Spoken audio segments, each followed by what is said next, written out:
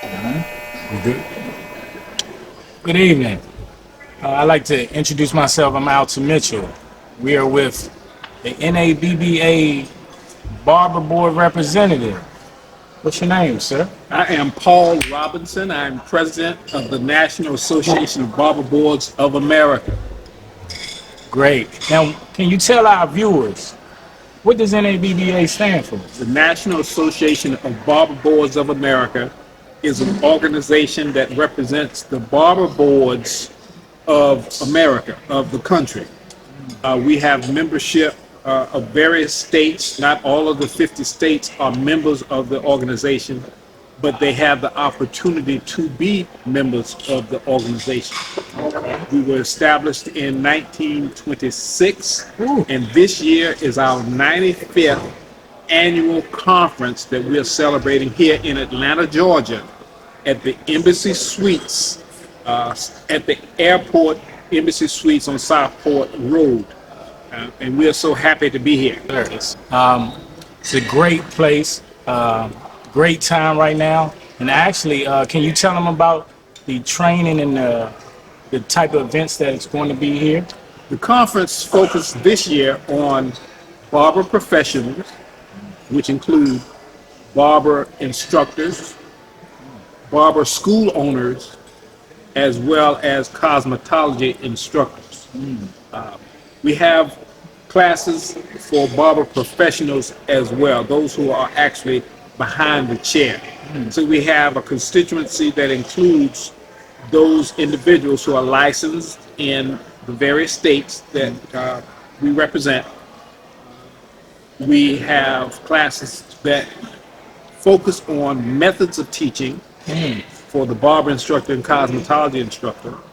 We have classes that focus on the school owner, whether it's a barber school or cosmetology school. If they want to add a barber program, we have classes for them. We've tried to focus on hands-on hair cutting, shear cutting in particular, with the hair between the fingers, hair coloring, and business 101. We want to expose our constituents to all the relevant changes in our business, microdermal pigmentation, hair coloring, shear cutting, straight hair, curly hair, etc. So we had a wide range of education, and we focus on the method of teaching, because if our teachers are not up to snuff, then they cannot do a good job preparing our future professionals to be effective in the industry. Absolutely, absolutely. So what is your title, sir? I am president of this organization. My term ends this week. We will have a new president, John Christopher, from the great state of Pennsylvania. Each officer holds office for 1 year. So my 1 year ends on Wednesday. So we will culminate this meeting, bringing in new set of officers: president, first vice, second vice, third vice president. Okay. It's funny that you said that. We also would like to know what made you want to cut hair and become an entrepreneur. Well, I did not want to cut hair. I was a part of a family business. My mother and father established our business in 1957 in our hometown, Orangeburg, South Carolina, with a partner who was their pastor, Reverend H.T. Williams. I grew up in the barber shop. I asked my dad for a bicycle when I was 8 years old, and that was the mistake of my life. He said that if you can ask for a bicycle, then you can work to work and make money to buy your own bicycle. So I started shining shoes, cleaning up the barber shop, and I began training in high school.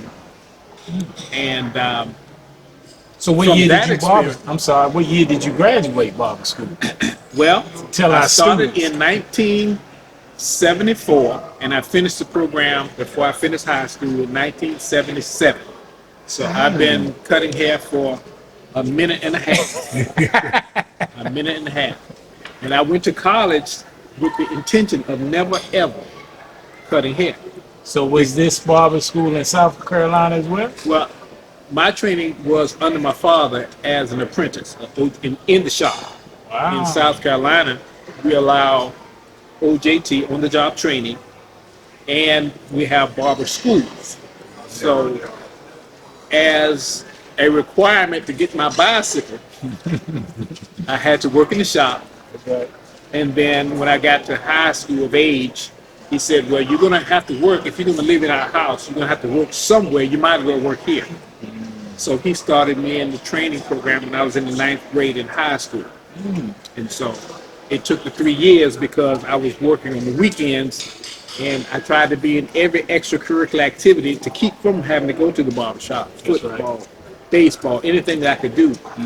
But by the end of my high school, I had completed the program and passed the exam and became a licensed barber in South Carolina. And as I said, I went to college at the University of South Carolina with the intentions of never coming back to my hometown and absolutely never cutting hair. Wow. So did you go to barber school down there? I went to the barber school, was in the barber shop, Oh. OJT. Wow. Then I went to college thinking I'm going to be a professional guy, white collar employee. Okay. So I went to, upon graduating from college, there was a recession in 1982. None of my friends were getting jobs in their degree area.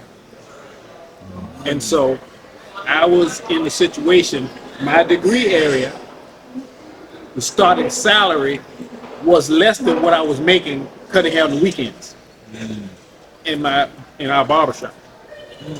So I decided, well, look, if my dad could make a go of it, mom and dad, at that point put 2 people through college. I had 1 sister behind me.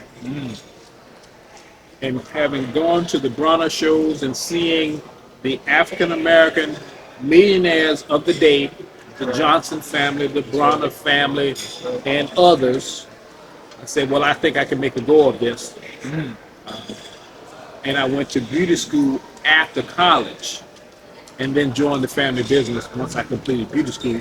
And I went to beauty school here in Atlanta at Minosa Beauty School prior to going back home and joining the family business.